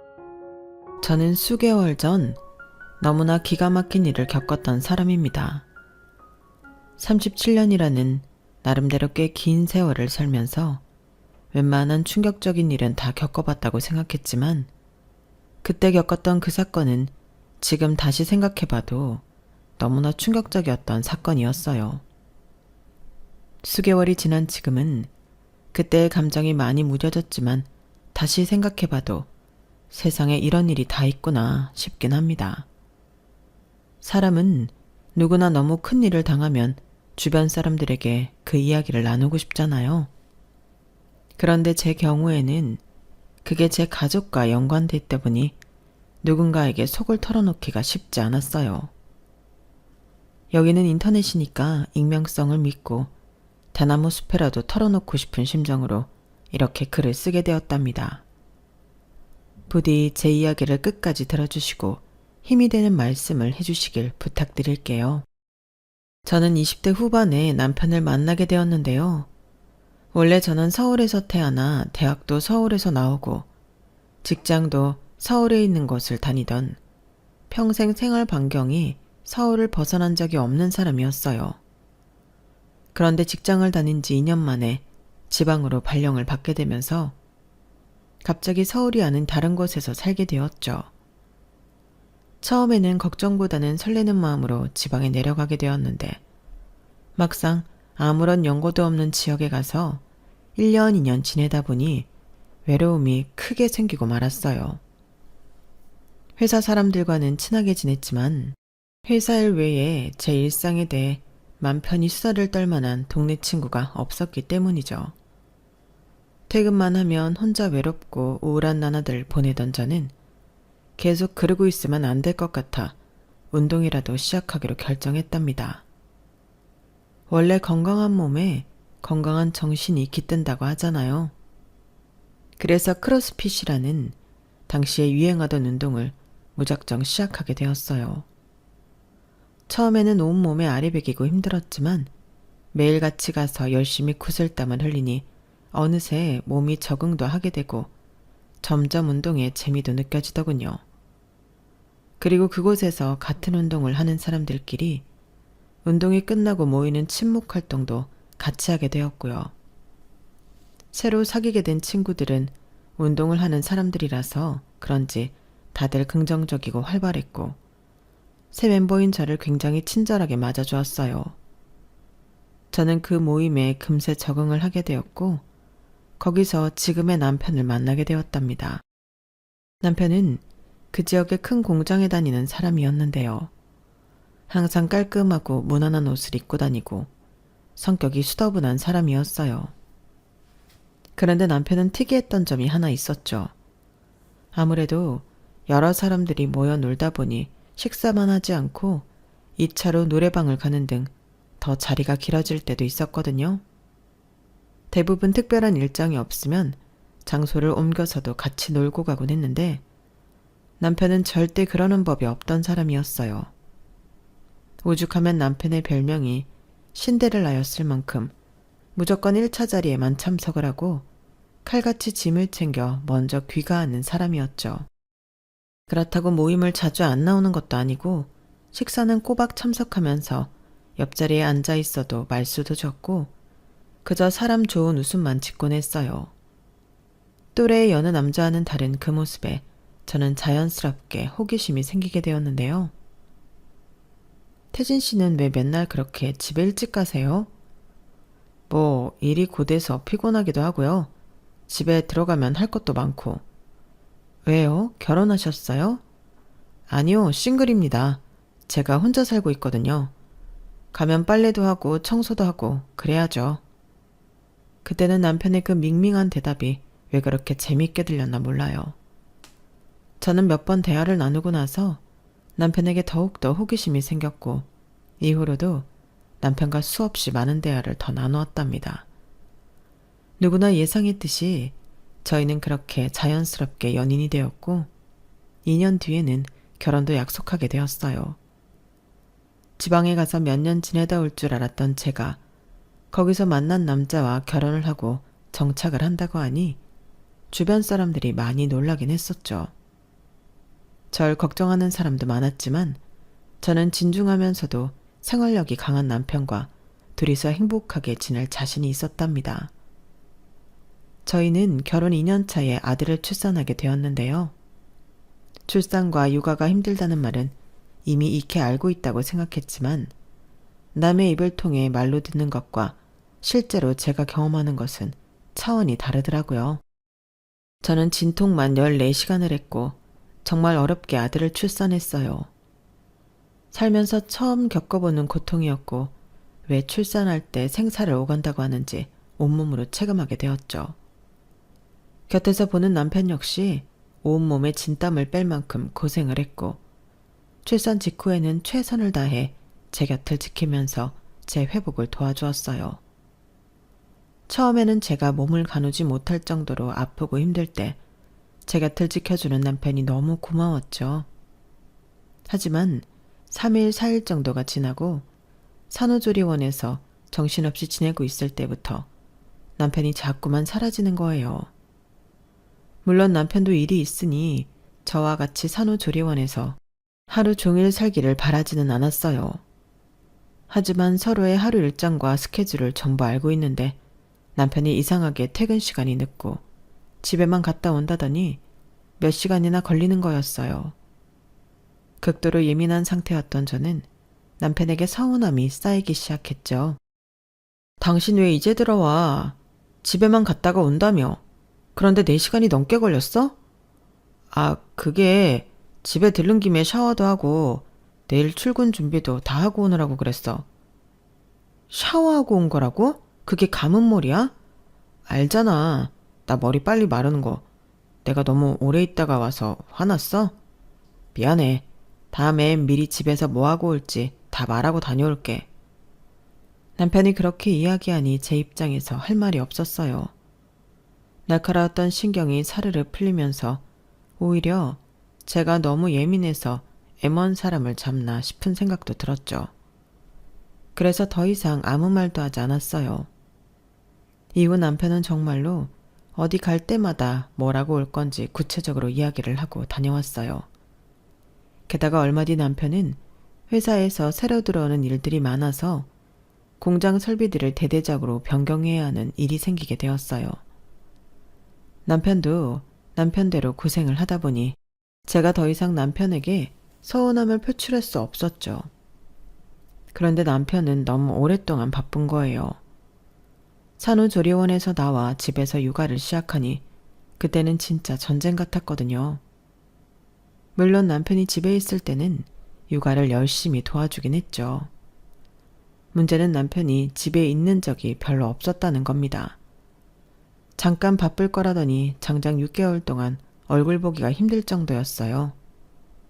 원래도 일의 특성상 야근을 자주 하긴 했었지만 하필 그 시기에 자꾸만 남편이 12시가 넘어 들어오니 제 입장에서는 서운함을 넘어 화가 쌓이게 되었어요. 그러다가 한 번은 도대체 남편이 집에 왔다가 가는 건지도 모를 만큼 거의 열흘 정도 코빼기도 안 비추던 때가 있었어요. 아무리 바빠도 그렇지 한 집에 살면서 열흘이란 모습을 못 본다는 게 기가 차더군요. 열흘이면 주말도 껴 있었는데 남편이 주말에도 집에 없었던 거였으니까요. 머리 뚜껑이 열릴 정도로 화가 난 저는 작정하고 남편이 집에 들어올 때까지 문 앞에서 버티고 있다가 새벽에 들어오는 남편을 붙잡고 있는 대로 화를 내기 시작했어요. 당신 대체 언제까지 맨날 야근이야? 내가 언제까지 맨날 잠도 못 자면서 애를 혼자 키워야 하냐고. 공장 설비인지 뭔지 그걸 지금 반년 동안 하고 있는 거야? 그 회사는 뭐 당신 혼자만 일한대? 아니야, 그게 아니라 최근에 새로 들어온 신입이 사고를 쳐서 그래. 정말 미안해. 내가 관리자라서 지금 자리를 비울 수가 없어. 진짜 일만 끝나면 집에서 같이 육아 도와줄게. 여보, 정말 미안해. 그 일 끝나면 또 뭐가 있고 또 무슨 다른 일 생기고 그럴 거 아니야. 당신 나 몰래 바람 펴? 뭐가 그렇게 맨날 핑계가 많냐고. 아니야, 정말 없어. 그런 거 아니야. 이번 일만 끝나면 한동안 정말 안 바빠. 나는 친정도 멀고 육아 부탁할 시댁도 없어. 이 지역에서 혼자인데 너무한 거 아니냐고. 남편은 20대 초반에 부모님을 모두 여의고 혼자 살았던 사람이기 때문에 저는 시댁 식구가 없었거든요. 그렇다고 친정 부모님께 육아를 도와주러 매주마다 KTX를 타고 와달라고 할 수도 없는 노릇이었고요. 제가 엄청나게 화를 내자 남편은 몇 날 며칠 동안 미안하다고 사과를 했어요. 야근을 줄일 수가 없어서 그랬는지 집에 있는 동안에는 잠도 많이 안 자고 청소든 빨래든 자기가 할 수 있는 모든 집안일과 육아를 맞춰놓더군요. 남편이 그렇게 행동을 하니 저도 계속 화를 내기가 미안해졌죠. 그때는 저도 산후 우울증이었는지 차라리 남편이 나쁜 사람이어서 제가 마음 편하게 욕이라도 했으면 좋겠다는 생각이 들기도 했네요. 그렇게 남편과 저는 각자 힘들게 몇 년을 버텨냈어요. 그러고 나니 아이가 어린이집에 들어갈 시간이 되었고 그제서야 숨통이 좀 트이더군요. 저는 회사에 복직해서 육아도 하고 일도 하는 워킹맘이 되었어요. 물론 그 삶도 정신이 없었지만 애가 신생아였을 때에 비하면 훨씬 나았죠. 한편으로는 아무래도 제가 일하는 동안 애와 함께 있어주지 못하는 게 마음에 걸리기도 했는데요. 고맙게도 저희 아들은 밝고 건강한 어린이로 잘 자라주었답니다. 아들을 키우면서 남편과 저는 가끔씩 투닥하는 일은 있어도 육아 초창기 때처럼 누구 한 명이라도 크게 언성을 높이는 그런 일은 없었어요. 그런데 아들이 유치원을 들어가고 남편의 직급이 더 높아졌을 때 저희 부부는 또다시 불화가 생기기 시작했어요. 사실 신혼 초기부터 모든 부부싸움의 원인은 항상 남편이 바쁘기 때문에 일어난 거였는데요. 남편이 승진한 이후에는 단순히 바쁘다는 이유로 싸운 것이 아니었어요. 남편의 스케줄이 너를 뛰기 시작한 게 원인이었죠. 분명히 남편이 일찍 온다고 해서 가족끼리 외식을 하기로 했는데 연락도 없이 10시에 들어오지를 않나. 제가 회사에서 외부 일정이 있어 남편이 아들 하원을 시키기로 했는데 갑자기 2시간 전에 못 데리고 오겠다고 연락을 하기도 했어요. 그리고 그 일로 화를 내자 그 다음엔 저에게는 말도 없이 자기 회사 사람들에게 아들 하원을 시키기도 하고요. 물론 부부 사이에 스케줄 변동이 생기면 당연히 제가 맞춰줄 수는 있어요. 그런데 그것도 한두 번이어야지 자꾸만 무슨 일이 있기 직전에 말을 바꾸거나 저에게 미리 연락도 없이 약속과 다르게 일을 진행하니 저도 점점 화가 올라오기 시작했죠. 그러다가 이 일이 발생하고 만 겁니다. 사건의 발단은 저희 아들이 초등학교를 입학하고 첫 운동회를 앞두고 있던 것이었어요. 아들은 난생 처음 운동회를 한다고 잔뜩 설레고 신이 난 상태였죠. 저희 부부는 2주 전부터 둘 다 시간을 빼서 가기로 결정했고요. 왜냐하면 저희 아들이 운동회 때는 부모님도 참여하는 활동이 있으니까 꼭 와달라고 여러 번 이야기를 했거든요. 특히 아들은 남편한테 계속해서 꼭 와야 한다고 조르고 또 졸랐죠. 아빠, 진짜 꼭 와야 돼? 진짜로 올 거지? 알았어, 아빠 진짜 갈게. 진짜로? 이번에는 진짜로 와야 돼? 알았어, 진짜로 꼭 갈게. 그런 아들의 모습을 보고 있자니 제가 다 마음이 짠하더라고요. 얼마나 아빠가 약속을 안 지키는 게 익숙하면 고작 8살짜리 애가 저럴까 하고요. 그래서 저는 아들을 재우고 나서 남편에게 신신당부를 했어요. 당신 승우 운동회 날에 꼭 와야 돼. 또 전날 갑자기 일 생겼다거나 당일날 갑자기 취소하면 진짜 안 돼. 이번에는 꼭 와. 알았다고. 이번에는 미리 다 이야기했어. 이래놓고 맨날 직전에 뭐 때문에 안 된다고 하고 또 뭐 때문에 못 간다고 하잖아. 애가 오죽하면 아빠한테 10번 20번 물어보겠어. 자꾸 애한테 거짓말하면 애가 앞으로 아빠 말을 어떻게 믿겠냐고. 이번에는 진짜 안 그럴게. 진짜 약속해. 저는 마지막으로 남편을 한 번만 더 믿어보자 하고 더 이상 말을 아끼기로 했어요. 저도 다 큰 어른이고 가장인데 가족들이 이만큼 말했으면 어련히 알아들었겠거니 했죠. 시간은 빠르게 흘러 어느새 운동의 전날이 되었고 저는 일찍 퇴근하고 들어와서 저희 아들이 좋아하는 재료를 듬뿍 넣어 도시락을 만들었답니다. 몇 시간 뒤 퇴근하는 남편에게 다시 한번 내일 일정을 물어보기도 했고요. 남편은 정말 일정 변동이 없다고 확실하게 얘기했고 저도 그제야 마음을 편안히 내려놓을 수가 있었어요. 하지만 그 다음날 아침 일찍부터 도시락, 얼음물 등을 챙겨 아들과 함께 학교를 향하고 있는데 그때였어요. 학교 앞에 다 와서 벼랑간 남편의 핸드폰 벨소리가 울리는 겁니다. 남편은 핸드폰을 보더니 전화 좀 받겠다며 자리를 피하더라고요. 아들은 불안한 표정으로 아빠 뒷모습만 보고 있었어요. 저는 아들한테 엄마 아빠도 뒤따라 들어갈 테니 먼저 들어가 있으라고 달랬죠. 아들을 겨우 보낸 뒤 저는 남편이 간 방향으로 발걸음을 옮겼습니다. 그때는 남편이 전화를 받으러 굳이 자리를 피한 것에 대해서는 아무런 생각을 못했어요. 남편은 교직원 주차장 쪽 울타리 밑에서 통화 중이었는데요. 내가 저번에 오늘은 못 간다고 했잖아. 뭐? 그럼 나는 와이프한텐 뭐라고 말해. 일단 알았어.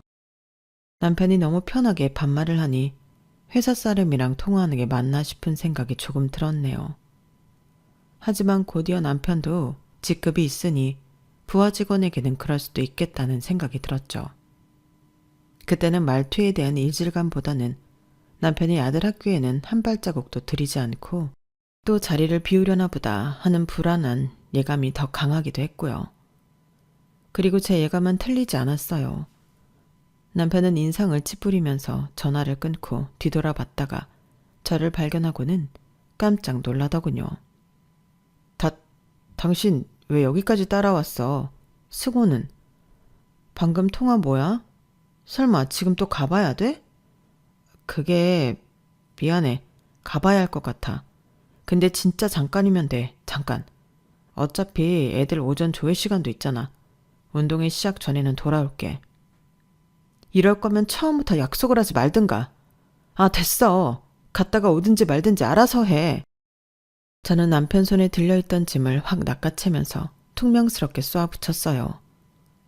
남편이 뭐라고 대꾸하기도 전에 그대로 남편을 버려두고는 학교 안으로 들어와 버렸죠. 자꾸 말을 이랬다 저랬다 바꾸니 화가 머리 끝까지 났고 잠시 뒤 남편이 없어진 걸 보고 실망할 아들 걱정에 마음이 너무 안 좋았거든요. 솔직히 말하면 남편에게 정이 확 떨어지기도 했고요. 그날 운동회는 잔뜩 실망한 아들을 달래느라 하루 종일 보내야만 했어요. 3시간 만에 오기는 개뿔. 남편은 해가 다 진 이후에도 집에 들어올 생각을 안 했죠. 애초에 기대도 안 했던 저는 남편이 들어오거나 말거나 애를 일찍 재우고 저도 일찍 잠들어 버렸습니다. 남편은 그날 저녁 늦게 들어왔다가 다시 다음 날 새벽 일찍 집을 나간 것 같았어요. 하지만 오전에 일어난 저는 남편에게 신경을 쓸 겨를이 없었죠. 전날 애를 달래느라 이것저것 군것질거리를 사준 것이 화근이 되었던 건지 아이가 큰 탈이 난 거예요. 처음엔 단순한 장염인가 싶어서 죽을 먹이고 약국에서 받아온 약을 먹였는데 시간이 지날수록 통증이 나아지지 않았고 10까지 오르더군요. 미리 병원을 갔어야 했는데 저녁 시간을 놓쳐 큰 병원으로 가야만 했어요. 급한 마음에 남편한테 전화를 했는데 받질 않았죠. 아들이 아프니 빨리 와달라는 메시지만 간단하게 남긴 채 저는 애를 데리고 멀리 있는 큰 병원에 갔습니다. 병원에서는 식중독이라고 하더라고요.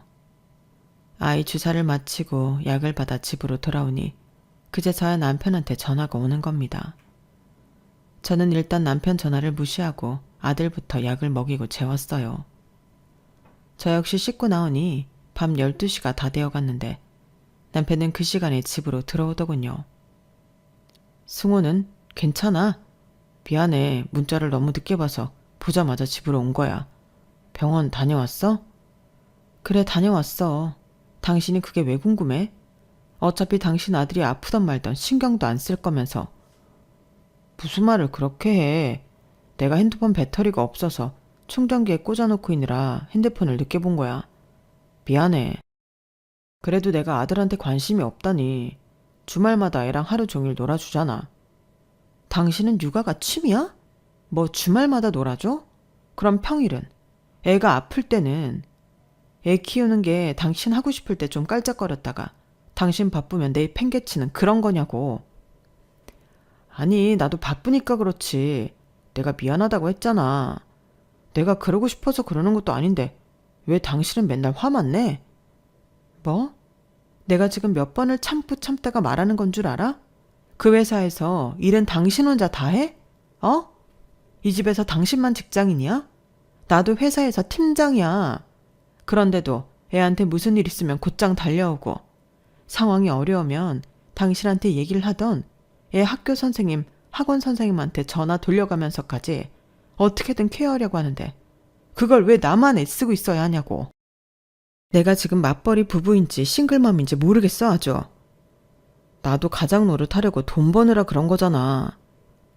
저는 그날 그동안 쌓여왔던 감정이 폭발해버려서 속에 있는 모든 말을 다 뱉어버렸어요. 그런데 남편도 제 말을 들어주는 게 아니라 똑같이 맞받아 쳐버렸죠. 제 딴에는 정말 몇 년 동안이나 참다 터진 건데 남편은 미안하다는 소리는커녕 자기도 가장 노릇하느라 그랬다는 말만 반복하더군요. 저는 그런 남편한테 정말 있는 정 없는 정 다 떨어져 버렸고요. 저희 부부는 답이 없는 싸움을 하다가 서로 돌아서 버렸고 그 이후로 사이가 계속해서 냉랭해졌어요. 저는 남편이랑 같은 공간에 있는 것도 싫어졌고 서재로 쓰던 작은 방에 이부자리를 들고 가 혼자 잠들기 시작했죠. 얼마 뒤엔 남편이 서재에 자겠다고 해서 다시 안방으로 들어가긴 했지만 어쨌든 한동안 각방을 쓰며 지냈어요. 약 3개월 정도의 시간이 그렇게 흘렀습니다. 그동안 남편과는 정말 필요한 말이 아니면 아예 말을 섞지 않았어요. 또 언쟁을 벌이기 싫어 아들 학원 다 끝나고 집에 데리고 오는 것도 전부 제가 도맡아 했죠. 그러던 어느 날 제가 회사에 급한 일이 생겨 남편에게 연락을 했어요. 그날 하루만 애를 데리고 와달라고 하려고요. 하지만 역시나 남편은 전화도 문자도 전부 받질 않았고 저는 결국 자포자기 심정으로 무리해서 일정을 변경해가면서 아들을 데리러 나갔습니다. 그런데 아들이 학원을 마치고 나올 때 제가 처음 보는 사람이 저희 아들을 먼저 부르는 거예요. 아들은 그 사람을 아는 듯이 인사를 하며 곧바로 그 사람에게 갔고요. 제가 후다닥 그쪽으로 다가가자 그 남자는 절 보고 바로 허리를 굽혀 인사하더군요. 저 혹시 누구세요? 우리 승우 아세요? 아, 네 사모님 안녕하세요. 저 윤 실장님이랑 같이 일하는 황현철 팀장이라고 합니다. 승우 알죠? 윤 실장님 부탁으로 전에도 몇 번 데리러 왔었거든요. 저는 처음 듣는 얘기였어요. 몇 년 전 저한테 말도 없이 다른 사람한테 애를 맡기길래 그럴 거면 저한테 그 사람의 연락처라도 미리 남겨놓으라고 분명히 얘기했는데 또 말도 없이 이런 짓을 했다니 화가 솟구쳤죠. 그러나 남 앞에서 화를 낼 수는 없어 저는 가까스로 웃으며 대꾸했어요. 아, 남편이 오늘 바빠서 연락을 못 받는 줄 알았는데 어떻게 제 연락을 보기는 했나 보네요. 네, 실장님 바쁜 일 있다고 하셔서 제가 왔어요. 혹시 남편이 무슨 일로 바쁜지 팀장님도 잘 모르시나요? 남편은 늘 공장 일 때문에 바쁘다고 해서요. 저희 공장은 뭐 별로 바쁠 일은 없는데요. 저한테는 가족 일이라고 해서 무슨 일이신지는 정확히 잘 모르겠어요. 황 팀장의 말을 들은 저는 머리가 잠시 멍해졌어요. 그동안 남편이 회사 일 때문에 바쁘다고 하면 곧이곧대로 그런가 보다 했지 그게 거짓말일 거라고는 상상도 못했거든요. 황 팀장이 말을 듣고 나서야 결혼 초기에는 무슨 일 때문에 갑자기 회사를 가야 하는지 상세히 설명하던 남편이 어느 순간부터는 이유도 명확히 얘기하지 않고 나가버렸다는 게 깨달아졌죠. 이유를 설명하지 않으면서부터 연락이 안 되는 날도 많아졌다는 것도요. 혈연도 없는 사람이 집에도 회사에도 없으면 도대체 어디에 있을까 생각하다가 불현들 아들 운동회 날 회사 사람이라고 하기엔 너무 친근하게 통화하던 남편의 모습이 생각이 났습니다. 아, 이 남자가 바람을 피는구나 하고 그제야 깨달은 거죠. 모든 게 너무 분명했는데 이제야 안 제 자신이 너무 바보 같았을 정도였어요. 저는 그날 밤을 뜬 눈으로 지샜고 다음 날이 되자마자 제 친동생에게 전화를 걸었습니다. 제 동생이 변호사거든요. 전화해서 자초지종을 설명하니 동생은 연신 세상에만 반복하더군요. 세상에, 형부 진짜 쑥맥인 농촌 청년 같더만 여자가 생길 줄이야. 그래서 증거는 잡았어? 어제 새벽에 몰래 남편 방에 들어가서 핸드폰이라도 보려고 했는데 비밀번호가 걸려있더라고. 풀어보려고 했는데 결국 못 풀었어. 확실한 증거를 잡기 전에는 절대 먼저 티내면 안 돼. 언니가 무기를 먼저 쥐고 있을 때 티를 내야 한다고. 알았어? 핸드폰 여는 거 말고는 무슨 방법이 없을까? 나 진짜 어제 한숨도 못 자고 애 생각하면 어떻게 해야 할지도 모르겠고 진짜 미치겠어. 나도 뭐 사실 이혼 전문 변호사는 아니잖아. 맨날 채권 추심 같은 거나 하지. 그래도 빚쟁이를 찾으러 다니고 이런 적 많았다며 현장을 그냥 확 덮쳐버릴까? 일단은 먼저 언니가 마음 편하게 먹어야 돼. 이거 몇 주 만에 끝나는 싸움이 아니라 1년, 2년 넘게 걸릴 수도 있어. 내가 동기 중에 이혼 변호하는 애들이 있으니까 물어봐 볼게. 내가 안 그래도 이번 주 주말에 속초에 여행 가려고 했었거든? 땡땡 리조트 예약해놨었는데 그때 만날래? 그래? 잘 됐네. 나도 차로 가면 금방이니까 그때 만나서 얘기하자. 승호 잠깐 친구네 집에 좀 가 있으라고 해야겠어. 그래, 일단 마음 단단히 먹고 절대 티내지 말고 있어. 알았지? 동생의 말에 저는 정말로 마음을 단단히 먹고 3일 정도의 지옥 같은 시간을 보냈어요. 다행히 남편과 대화가 단절된 지 오래라서 모른 척하는 건 문제가 되지 않았죠. 그런데 매일 밤 아이를 재우고 나올 때마다 마음이 찢어지는 것 같았어요. 아무것도 모르는 아들을 보자니 이혼을 하는 게 맞는 건가 싶기도 하고 지금처럼 말도 안 하고 방도 따로 쓰고 살다 보면 아들이 대학에 갈 때까지는 버틸 수 있겠다 싶기도 했죠. 속으로 오만 가지 고민을 하며 3일 밤을 설치고 나니 드디어 주말이 되었어요. 저는 미리 아들 친구의 엄마에게 부탁을 해놓고 약속된 시간에 애를 친구 집에 데려다 주었어요. 소정의 감사 표시와 가족들 다 같이 드시라고 과일도 가져다 드리면서요. 그리고는 바로 동생과 만나기로 한 땡땡 리조트를 향했습니다. 리조트 앞에서 만난 저희는 일단 1층에 있는 카페테리아에 자리를 잡았어요. 동생이 자기가 이것저것 알아왔다며 서류를 꺼내드는 모습을 멍하니 지켜보고 있는데 벼랑간 동생이 제 뒤쪽을 뚫어져라 쳐다보는 겁니다.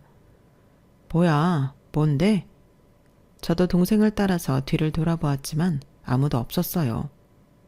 왜 그래? 누구 있어? 아니, 그게 아니라 저거 형부차 아니야? 형부차가 여기 왜 있어? 동생이 손가락으로 가리키는 곳을 보니 정말로 저 멀리 남편의 차가 막 주차장으로 들어오고 있는 게 보이더라고요. 예상치 못한 일에 저희 두 자매는 당황해서 허둥지둥 가방부터 챙기고 일어났어요. 뭐 어떻게 해야 돼? 난 당연히 출근한 줄 알았는데. 일단 숨어? 당연히 숨어야지. 여기 있으면 바로 보이잖아. 저기 기둥 뒤를 일단 자리 옮기자. 빨리 와. 동생의 말을 따라 저는 후다닥 리조트 입구와 먼 자리를 옮겨갔어요. 잠시 뒤 주차를 마친 남편이 차에서 내려 입구 쪽으로 걸어오고 있는 게 보이더군요. 설마 지금 불륜의 현장을 목격하는 건가 싶어서 저는 심장이 터질 듯이 쿵쾅대고 있었어요. 언니, 일단 전화해봐. 지금? 전화해서 어디 있는지 물어봐봐. 형부가 언니한테 거짓말하는지 한번 보자. 저는 동생의 말을 듣고 얼른 핸드폰을 꺼내 남편에게 전화를 걸었습니다. 남편이 전화를 안 받으면 어쩌나 싶었는데 다행히 핸드폰을 보자마자 전화를 받더라고요. 무슨 일이야? 당신 지금 어디야? 나? 어디긴 잠깐 사무실에 점검 좀 하러 왔지. 왜? 눈 하나 깜짝 않고 거짓말을 하는 남편을 보고 저는 쿵쾅대던 심장이 차가워지는 것 같았어요. 긴장되어서 떨리던 목소리로 저절로 착 가라앉게 되더군요. 그래? 얼마나 걸려? 나도 오늘 일 있어서 급하게 회사에 들러야 하거든. 글쎄, 저녁 늦게까지 있어야 할 것 같은데. 무슨 일인데? 알았어. 그럼 신경 쓰지 마. 저는 평소 기분이 언짢을 때처럼 전화를 끊었고 남편은 통화가 끊어진 핸드폰을 보고 머리를 벅벅 긁더니 엘리베이터를 향했어요. 그 모습에 저는 얼른 동생의 등을 떠밀었죠. 야, 얼른 네가 따라가. 내가? 내가 따라가면 뭐? 눈 마주치고 인사라도 하게? 너는 안 본 지 오래됐잖아. 지난 추석 때도 봤구만. 뭐래? 알았어. 뭐 어떻게든 해볼게. 어느 호실로 가는지 보고 나서 말해줄게. 동생은 궁시렁대면서도 얼른 남편 뒤로 따라가 붙었고 다행히 다른 인파에 섞여 남편에게 들키지 않고 같은 엘리베이터를 타는데 성공한 듯 했습니다. 두 사람이 탄 엘리베이터 문이 닫히자마자 저도 후다닥 그 엘리베이터 앞에 가서 대기하고 있었어요. 연락이 오자마자 바로 뒤따라 가려고요. 잠시 후 동생에게서 14층이라는 메시지가 왔고 저는 얼른 엘리베이터를 타고 14층으로 올라갔어요. 그리고 동생이 미리 받은 호실 앞으로 갔죠. 그 안에서 불륜녀랑 같이 있을 남편을 생각하니까 식은땀이 절로 나더라고요. 동생은 제 뒤에서 핸드폰 영상 촬영을 시작했고 저는 사정없이 문을 두들겼습니다. 그러자 안에서 누구세요? 하는 남편의 목소리가 들려왔죠. 대답도 없이 계속 문을 두드리자 곧이어 문이 열렸어요. 누구세요? 여보. 의아한 표정으로 문을 연 남편은 절 발견하자마자 깜짝 놀랐고 저는 남편을 두 손으로 힘껏 밀치며 방 안으로 들어갔어요. 동생도 카메라를 계속 켜둔 채 뒤따라 들어왔죠. 두 사람이 어떻게 여기에... 잠깐만 여보. 어딨어? 어딨냐고 이 더러운 년놈들. 그 순간에는 저도 눈이 돌아가서 불륜녀 머리채라도 잡을 기세로 방 안으로 들어갔는데요. 중문을 열어 젖히고 들어가자 제 눈에 들어온 건 불륜녀가 아니었습니다. 휠체어에 탄 어떤 남자였어요. 전혀 예상치도 못했던 상황에 저는 그 자리에서 얼어버렸고 동생 역시 놀란 기색을 숨기지 못했죠. 저희 두 자매가 너무 당황해서 아무 말도 못하고 있자 남편이 땅이 꺼져라 한숨을 쉬면서 저에게 오더군요.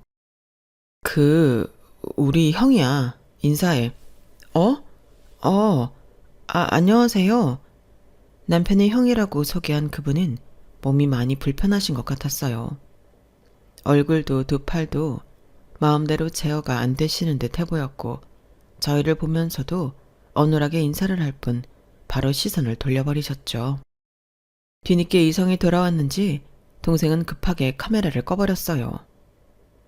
남편도 적잖이 당황했는지 한동안 머리를 벅벅 긁고 마른 세수를 하더니 한참 뒤에 일단 집에 가 있으면 자기가 저녁에 집에 들어가는 대로 이야기를 하자고 하면서 저희를 보내려고 했어요. 그러자 눈치도 빠르고 머리도 좋은 동생이 자기가 아주버님과 같이 있을 테니 저희 둘이 나가서 대화를 하고 오라고 배려해 주더군요. 남편은 잠시 고민하다가 여러 가지 주의사항을 이야기해 주면서 무슨 일이 있으면 바로 연락을 달라고 신신당부를 했어요. 이후 저희 부부는 자리를 옮겨 대화를 하게 되었죠. 처음에는 입이 잘 떨어지지가 않았는데 남편이 먼저 저에게 이야기를 시작하더군요. 덤덤한 말투로 얘기를 시작하던 남편은 곧 눈물을 뚝뚝 흘리면서 고해성사를 했어요. 원래는 형은 계속 요양시설에 있었어. 그런데 7년 전에 갑자기 그 시설이 운영난으로 문을 닫아버려서 그래서 어쩔 수 없이 형 맡길 요양시설을 알아보느라고 내가 옆에 있어줘야만 했어. 형은 태어날 때부터 선천적으로 뇌성마비 환자라서 보호자가 없으면 하루도 생활을 못해.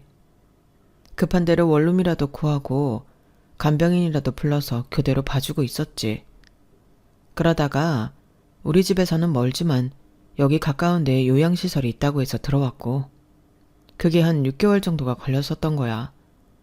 그때 당신은 승우 나온 지 얼마 안 돼서 엄청 힘들었었는데 내가 곁에 있어줄 수가 없었어. 정말 미안해. 남편은 계속 말을 이었어요. 새로운 요양시설로 옮기고 한동안은 괜찮았는데 갑자기 형이 여기저기가 아프기 시작했다고요. 저희랑은 다르게 뇌성마비 환자는 노화가 훨씬 빠르고 몸이 더 빨리 망가진다고 하더군요. 4년 전에는 고관절이 탈구돼서 수술을 받았고 작년에는 신부전증 진단까지 받았었다고 해요. 그 과정에서도 수술과 통원치료를 몇 번이나 받았어야 했고 유일한 보호자였던 남편은 그때마다 달려왔어야만 했었던 거죠. 남편은 그 외에는 2, 3주에 한 번씩 형을 만나러 왔는데 어디 밖에 나가기 불편하니까 그 리조트에 자주 데려와 경치라도 좋은 걸 보여주곤 했다고 해요. 그곳이 높은 층에 뷰가 굉장히 좋은 편이거든요. 남편의 말이 끝날 때까지 조용히 듣기만 하던 저는 가장 중요한 질문을 던졌는데요. 근데 왜 여지껏 나한테는 비밀로 했어? 나한테는 외동아들이라고 했잖아. 몸이 아픈 형이 있어서 형 봐주러 가야 된다고 얘기를 했으면 오해할 일도 없었잖아. 그게 사실 부모님이 돌아가시기 전에 장가갈 때는 형이 있다고 얘기하지 말라고 하셨어. 뭐? 형도 그걸 원했고 이 사실을 알면 나한테 시집올 여자는 없을 거라면서. 그럼 시집 온 다음에는 시집 와서 거진 10년을 같이 산 다음에는 그때는 얘기해도 되는 거 아니야? 아니 그동안 그렇게 오해가 쌓이고 나랑 관계가 틀어져도 그래도 절대 이야기를 안 할 생각이었다고? 이유를 말했으면 정말 이혼할까봐 그랬어. 어이가 없는 남편의 대답에 저는 벌떡 일어나 남편의 등짝을 사정없이 내리쳤어요. 남편은 악소리를 지르며 등에 불이 나도록 저에게 얻어맞았죠. 당신이 하도 말을 안 해서 이혼하려고 했어. 하도 아무 말도 안 하고 지멋대로 굴어서 이혼하려고 했다고. 집구석에는 오지도 않고 공장 일도 바쁘지도 않다는데 하고 날 연락도 없이 사라지니까 내가 오해를 할 수밖에 없잖아. 그래 안 그래? 아 그래. 나는 당신이 바람피는 줄 알았다고 이 화상아. 수년 동안 쌓여있었던 울분을 토하며 남편을 사정없이 때리던 저는 그만 다리에 힘이 풀려 주저앉아서 엉엉 울었어요.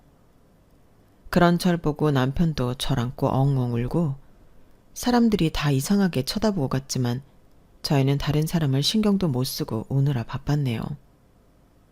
그렇게 서로 쌓인 오해를 푼 저희 부부는 그날 이후로 연애할 때로 돌아간 것처럼 서로 사이가 다시 좋아지게 되었답니다. 남편은 아들에게도 그동안 아빠가 함께 해주지 못해서 미안했다며 사과를 했고 한동안 멀어졌던 남편과 아들 사이도 회복할 수 있게 되었어요. 가족끼리 관계가 모두 회복된 뒤 저는 그동안 아주버님 요양시설 비용이나 수술비는 어떻게 해결했는지 물어보았는데요. 남편은 그동안 아주버님의 모든 요양원 비용과 병원비를 돌아가신 시부모님이 남겨준 유산으로 해결했다고 해요. 시부모님이 당신들 유산을 전부 아주버님 치료비로 써달라고 부탁하셨다고요. 유산의 전부를 아픈 첫째 아들에게 맡기면서 둘째 아들에게는 형을 언급하지도 말고 지내라고 하셨다니. 그 마음이 이해는 되지만서도 한편으론 그러지 마시지 싶기도 했네요. 이런 문제에 정답은 없지만 그래도 진짜 가족을 만나면 비밀을 털어놓으라고도 말씀해 주셨으면 좋았을 텐데 말이에요. 갑자기 큰아빠가 생긴 아들은 처음에는 아주버님을 보고 조금 겁을 먹는 것 같더니 이내 적응하게 되었어요. 아주버님과의 의사소통은 상당히 힘들지만 그래도 남편이 정기적으로 방문할 때는 저는 꼭 아들의 손을 잡고 남편과 함께하고 있답니다. 남편의 말로는 아주버님이 일반인처럼 오래 살기는 어려울 것 같다더라고요. 그래서 저희 곁에 계실 때 자주 만나게 해주는 게 좋을 것 같았어요. 아주버님도 조카를 좋아하시니까요. 또 다른 이유로는 저희가 계속 같이 다녀야지 남편도 가족은 서로 숨기는 것 없이 모든 걸 함께 해야 한다는 걸 깨달은 것 같았거든요. 제 노력 덕분인지 처음엔 어색해하던 남편도 이제는 편하게 형을 보러 가자고 이야기를 할 수 있게 되었죠. 그리고 이제는 제가 물어보지 않아도 남편이 먼저 회사에는 무슨 일이 있는지, 아주버님에게는 무슨 일이 있는지 미주알 고주알 얘기하기 시작했답니다. 그뿐만이 아니라 누구보다도 더 연락이 잘 되는 사람이 되기도 했어요. 물론 여전히 저희 부부 둘 다 맞벌이를 하고 육아도 하고 아주버님까지 챙기면서 바쁘게 살고 있지만 서로 오해만 깊어지던 지난 날들을 생각하면 현재가 훨씬 마음이 가볍고 행복하네요. 지금까지 저희 가족이 이렇게 다시 하나가 된 이야기를 들어주셔서 정말 감사합니다. 지금은 수개월이 지났지만 가끔씩 당시를 생각해보면 무슨 이런 기막힌 일이 있나 싶은 생각을 종종 하곤 했어요. 그러다가 이렇게 제 사연을 보내게 되었고요. 혹시나 현재 인생이 너무 힘들고 고된 부분들이 있다면 저희 가족이 서로 화해했던 이 이야기가 따뜻한 위로가 되었으면 좋겠습니다. 끝까지 들어주셔서 감사합니다. 여러분, 사연 댓글에 응원과 현명한 조언 부탁드려요. 좋아요와 구독은 저에게 큰 힘이 됩니다. 오늘도 좋은 일 가득하세요.